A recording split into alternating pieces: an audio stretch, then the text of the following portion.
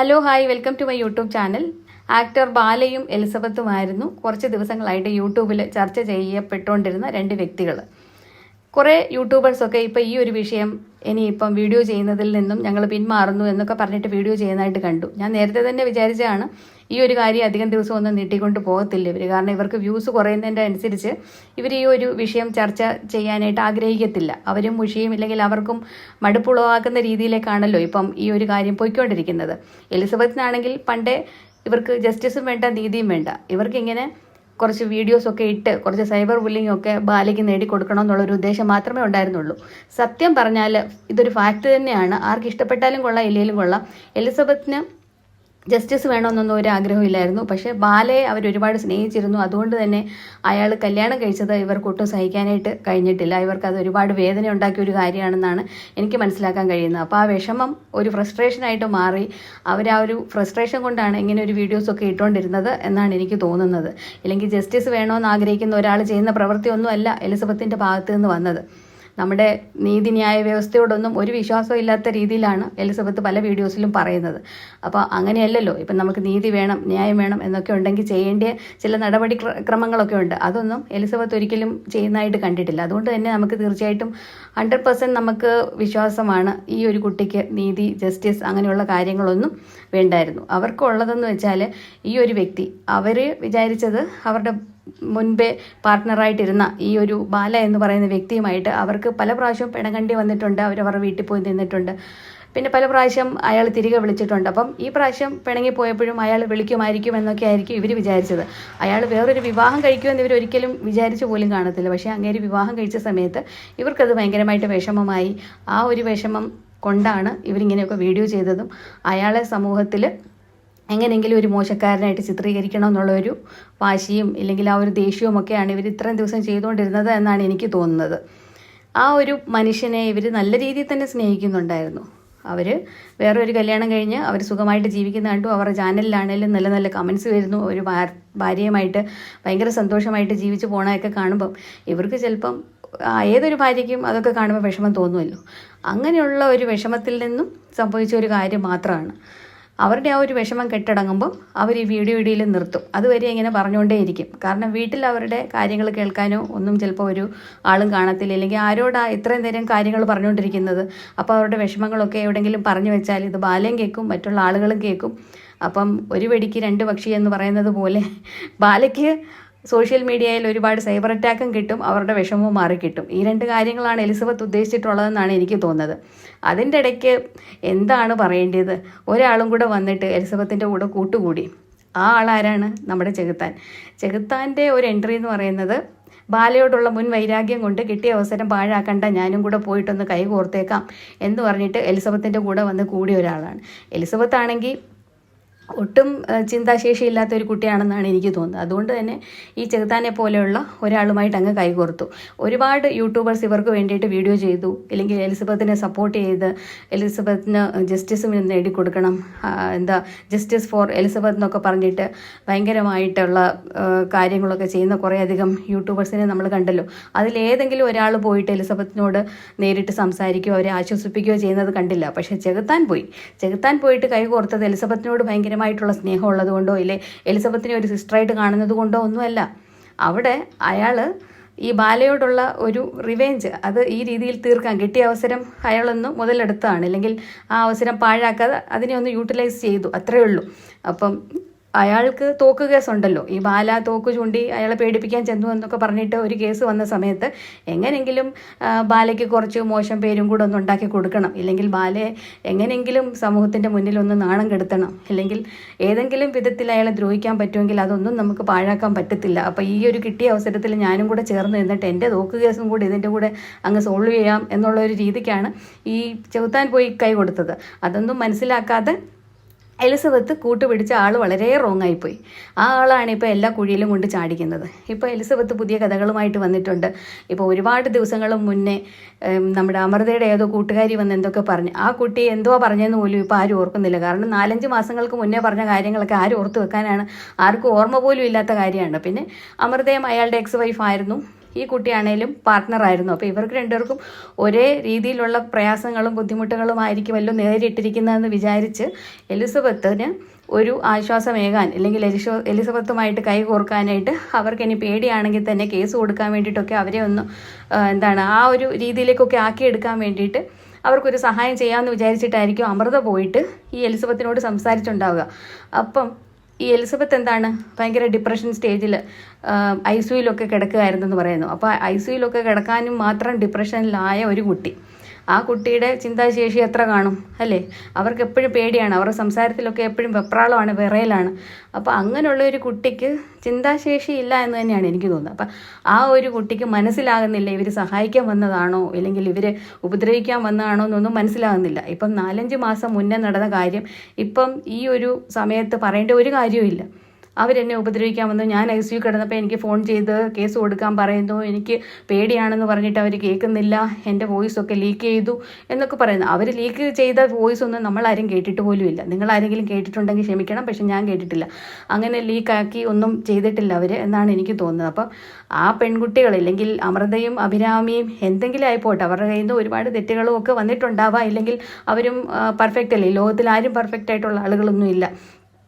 പിന്നെ ശരി നമ്മുടെ ഭാഗത്ത് കൂടുതലായിരിക്കണമെന്ന് നമ്മൾ ആഗ്രഹിക്കുന്നില്ലെങ്കിൽ പോസിറ്റിവിറ്റി ആയിരിക്കണം നമ്മുടെ ഉള്ളിൽ കൂടുതലും ഉണ്ടാകേണ്ടത് എന്ന് നമ്മളെല്ലാവരും ആഗ്രഹിക്കുന്നു. പക്ഷേ നെഗറ്റീവ് ഇല്ലാത്തതോ ഇല്ലെങ്കിൽ ഇച്ചിരെങ്കിലും തെറ്റോ കുറ്റങ്ങളോ ഇല്ലാത്ത ഒരു വ്യക്തി ഈ ലോകത്തിലില്ല. അപ്പോൾ അമൃതയുടെ ഭാഗത്തും തെറ്റുകളൊക്കെ ഉണ്ടായിട്ടുണ്ട്, ഇല്ലെങ്കിൽ അവരൊരു പെർഫെക്റ്റായ വ്യക്തിയല്ല എന്നും കണ്ടിട്ട് അവരാരും ഇവരെ ഉപദ്രവിക്കണമെന്നോ ഇല്ല എലിസബത്തിനെ ദ്രോഹിക്കണമെന്നോ ഇല്ലെങ്കിൽ അവരോടൊരു വിശ്വാസവഞ്ചന കാണിക്കണമെന്നൊന്നും അങ്ങനെയൊന്നും വിചാരിക്കുമെന്ന് ഞാൻ ചിന്തിക്കുന്നില്ല. അപ്പം അങ്ങനെയൊക്കെ ചെയ്തു എന്നൊക്കെയാണ് ഇപ്പം എലിസബത്ത് വന്നിരുന്ന് പറയുന്നത്.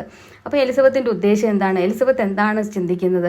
എലിസബത്ത് പറയുന്നത് എനിക്ക് ആരുടെയും സപ്പോർട്ട് വേണ്ട, എന്നെ സപ്പോർട്ട് ചെയ്യുന്ന കുറച്ച് ആളുകളുണ്ടെങ്കിൽ അത് മാത്രം മതി, ആരുടെയും സപ്പോർട്ട് വേണ്ട, എനിക്ക് ആരും വേണ്ട എന്നൊക്കെ ഭയങ്കര ദേഷ്യത്തിലും റൂഡായിട്ടും പറയുന്ന പോലെയൊക്കെ തോന്നി.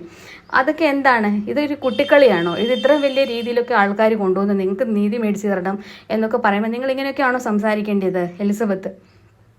ഇപ്പം നമുക്ക് അറിയത്തില്ല, ബാലയുടെ കൂടെ പാർട്ട്ണറായിട്ട് ജീവിച്ചത് എലിസബത്താണ്. എലിസബത്തിൻ്റെ കണ്ടീഷൻ അല്ലെങ്കിൽ എലിസബത്തിൻ്റെ മെൻ്റൽ സ്റ്റേറ്റ് അല്ലെങ്കിൽ എലിസബത്തിൻ്റെ മെൻ്റൽ ഇൽനെസ് അല്ലെങ്കിൽ ഹെൽത്ത് അതിനെ പറ്റിയിട്ടൊക്കെ ചിലപ്പോൾ കൂടുതലായിട്ട് ബാലയ്ക്ക് അറിയാൻ പറ്റും.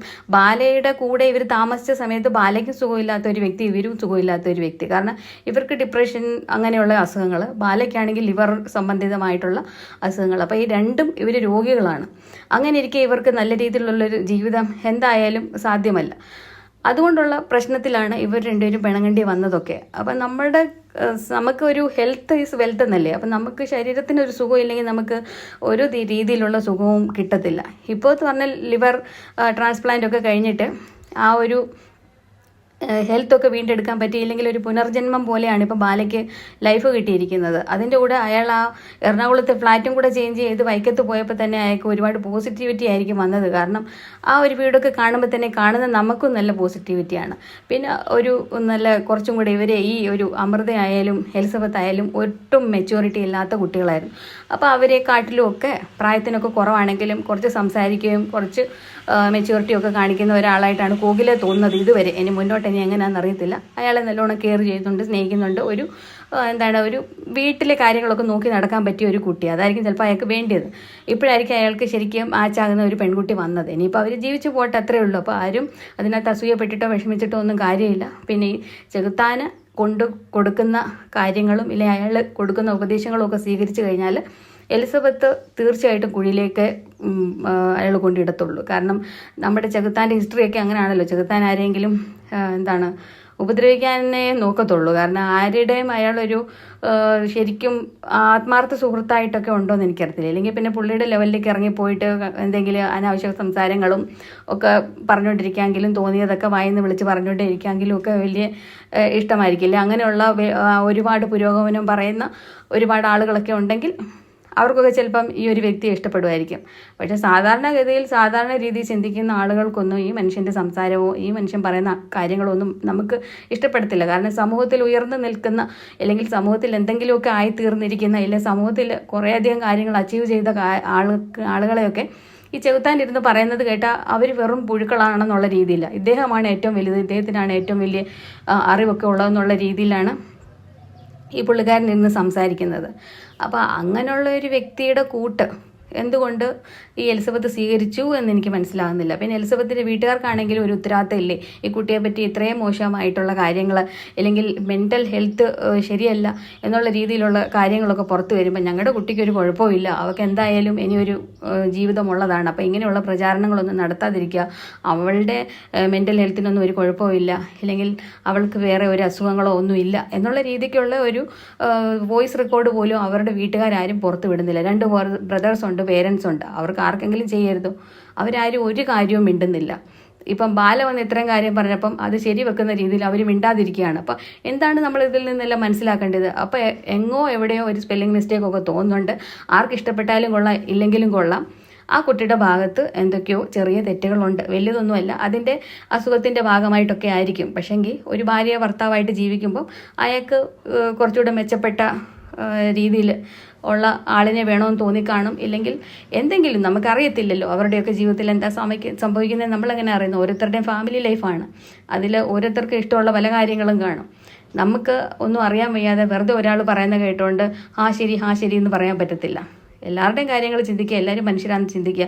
വെറുതെ അങ്ങ് ഒരാളായിട്ട് അങ്ങ് സൈബർ ബുള്ളിങ് ചെയ്യാൻ തുടങ്ങിയ അതിന് കുറേ ആളുകൾ പിന്നെ അങ്ങ് ചുക്കാൻ പിടിച്ച് പിന്നെ അതിൻ്റെ പുറകെ അങ്ങ് കൂടും. ഇല്ലാതെ ആരെയും പറ്റി നമ്മൾ ചിന്തിക്കുന്നില്ല. ഒരാളെ സമൂഹത്തിലിട്ട് വലിച്ചു കീറാനും അവരെ വിഷമിപ്പിക്കാനും ഒക്കെ വളരെ എളുപ്പമാണ്. പക്ഷേ ആ സൈബർ ബുള്ളിങ് കിട്ടുന്ന ആളുകളുടെ മനസ്സ് അതും കൂടെ ഒന്ന് മനസ്സിലാക്കാൻ ശ്രമിച്ചാൽ നല്ലതാണ്. അവരും മനുഷ്യരാണ്, തെറ്റുപറ്റാത്ത മനുഷ്യരില്ല. പക്ഷേങ്കിൽ ഈ സൈബർ ബുള്ളിങ് ചെയ്യുന്നതിനൊക്കെ ഒരു അതിരുണ്ട്.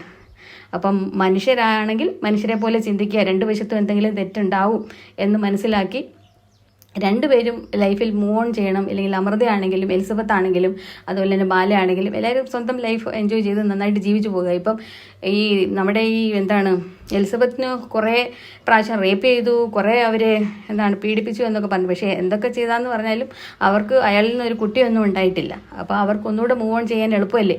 അവർക്ക് അവരുടെ കാര്യം നോക്കി പോകുമോ, അല്ലെങ്കിൽ വിദേശത്ത് എവിടെയെങ്കിലും പോയി കുറച്ച് നാൾ ഒന്ന് ഒരു പീസ്ഫുൾ ഒരു അറ്റ്മോസ്ഫിയറിൽ ജീവിച്ചിട്ടൊക്കെ വരികയോ, അല്ലെങ്കിൽ അവർക്ക് എന്തെല്ലാം ലൈഫിൽ ചെയ്യാനുണ്ട് അതിൻ്റെയൊക്കെ പുറകെ പോകുന്നതിന് പകരം ഈ അനാവശ്യ കാര്യങ്ങളിൽ ഇടപെട്ട് എന്നും ഇങ്ങനെ വീഡിയോസൊക്കെ ഇട്ട് അവരുടെ പഠിത്തമോ വിദ്യാഭ്യാസമോ ഇല്ലെങ്കിൽ അവരുടെ സംസ്കാരമോ ഒന്നും അല്ലാത്ത രീതി കാണിക്കുന്ന പോലുള്ള വീഡിയോസും ഒക്കെ ഇട്ട് ഇങ്ങനെ സമൂഹത്തിൽ ഒരു പറയേണ്ടത്, എല്ലാവരുടെയും സിമ്പതി പിടിച്ച് പറ്റി ഇങ്ങനെ നിൽക്കേണ്ട കാര്യമൊന്നുമില്ല. അവർക്ക് ഇത്രയും പഠിത്തമുണ്ട്, ബോൾഡായിട്ടുള്ള ഒരു ലേഡി ആണെങ്കിൽ അവർ മറ്റു പല കാര്യങ്ങളുമാണ് ചിന്തിക്കേണ്ടത്. അതായത് നമ്മുടെ മേതിൽ ദേവിക, അല്ലെങ്കിൽ മഞ്ജു വാര്യർ, അല്ലെങ്കിൽ പിന്നെ ഇപ്പം നമ്മുടെ ഗോപി സുന്ദർ ഉപേക്ഷിച്ച ഒരു കുട്ടിയുണ്ടല്ലോ, ഒരു പാട്ടുകാരി, ആ പെൺകുട്ടി, അവരുടെയൊക്കെ കാര്യങ്ങൾ നോക്ക്. അവരൊക്കെ എത്ര ബോൾഡായിട്ട് നല്ല രീതിയിൽ പിടിച്ചു നിൽക്കും. അപ്പോൾ അവരെയൊക്കെ കണ്ട് പഠിക്കും. അവരിൽ നിന്നൊക്കെ എലിസബത്ത് ഇൻസ്പിറേഷൻ ഉൾക്കൊള്ളൂ. എലിസബത്തിൽ നിന്ന് എന്ത് പ്രചോദനമാണ് ഉൾക്കൊള്ളേണ്ടതെന്നൊക്കെ മനുഷ്യർക്കെല്ലാം മനസ്സിലായിട്ടുണ്ട്. ഇനിയെങ്കിലും ഇതൊക്കെ നിർത്തിയിട്ട് എല്ലാവരും സ്വന്തം കാര്യം നോക്കി സന്തോഷമായി ജീവിക്കൂ. അതാണ് എൻ്റെ ഒരു അഭിപ്രായം. ഇപ്പോൾ ആർക്കെങ്കിലും ഇഷ്ടപ്പെട്ടാലും ഇല്ലെങ്കിലും എനിക്ക് പറയാനുള്ളത് ഞാൻ എൻ്റെ വീഡിയോയിലൂടെ എൻ്റെ ചാനലിൽ ഒരു വീഡിയോ ഇട്ട് പറഞ്ഞു. എനിക്ക് എന്തൊക്കെ കേൾക്കേണ്ടി വന്നാലും എനിക്കൊരു കുഴപ്പമില്ല എന്ന് പറഞ്ഞുകൊണ്ട് ഞാൻ എൻ്റെ ഈ വീഡിയോയുടെ വൈൻഡപ്പ് ചെയ്യുകയാണ്. നെക്സ്റ്റ് ഒരു വീഡിയോ ആയിട്ട് വീണ്ടും വരും. Till then bye.